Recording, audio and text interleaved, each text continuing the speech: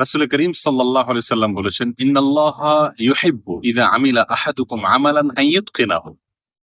অর্থাৎ আল্লাহ সুবহানাহু ওয়া তাআলা পছন্দ করেন যে তোমাদের কেউ কোনো কাজ যদি করে, সেটা দুনিয়ার কাজ হোক, আখিরাতের কাজ হোক, যে কেউ কোনো ভালো কাজ করবে, কোনো কাজ করবে, সে যেন সেটাকে ইতকানের সাথে করে, সুন্দরভাবে করে, যথাযথভাবে করে, সর্বোত্তম উপায়ে করে। নবী আলাইহিস সালাতু ওয়াস সালামের এই হাদিসের উপরে আমল আমাদের মুসলিমদের ভেতরে যাই দেখা যাক না কেন, আমি জাপানে এসে দেখেছি এবং আগে থেকেও আমরা কম বেশ সবাই জেনে থাকি যে জাপানিদের ভেতরে এই হাদিসের উপরে আমল দুনিয়ার দিক থেকে অন্তত রয়েছে। নবী আলাইহিস সালাতু ওয়াস সালামের যে নির্দেশনা ১৫০০ বছর আগে তিনি দিয়ে গেছেন, আজ আমরা অমুসলিম সমাজে তার কোনো কোনোটিকে দেখি যে তারা বাস্তবায়ন করছে, অথচ আমাদের জীবনে তার ব্যাপক ঘাটতি রয়েছে। তাই আসুন, যে কোনো কাজ করি আমরা, সেটা আখিরাতের আমল হোক অথবা দুনিয়ার কোনো কাজ হোক, সেটাকে সর্বোত্তম সুন্দরভাবে, সর্বোচ্চ ভালোভাবে, যথাযথভাবে আমরা যেন করি। কোয়ালিটির ব্যাপারে যেন আমরা কম্প্রোমাইজ না করি।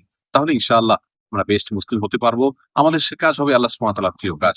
আমরা জাপানিদের কাছ থেকে শিক্ষাটা নিতে পারি। আজ আমরা মুসলিমরা যদি প্রতিটি কাজকে সেরকম কোয়ালিটি মেনটেন করে করতে পারি, তাহলে ইনশাআল্লাহ আল্লাহ সুবহানাহু ওয়া তাআলার প্রিয় পাত্র হবো এবং আমাদের দুনিয়া এবং আখিরাত উভয় জগতেই আমরা সমৃদ্ধ হতে পারবো। আল্লাহ সুবহানাহু ওয়া তাআলা আমাদের সকলকে সেই তৌফিক দান করুন।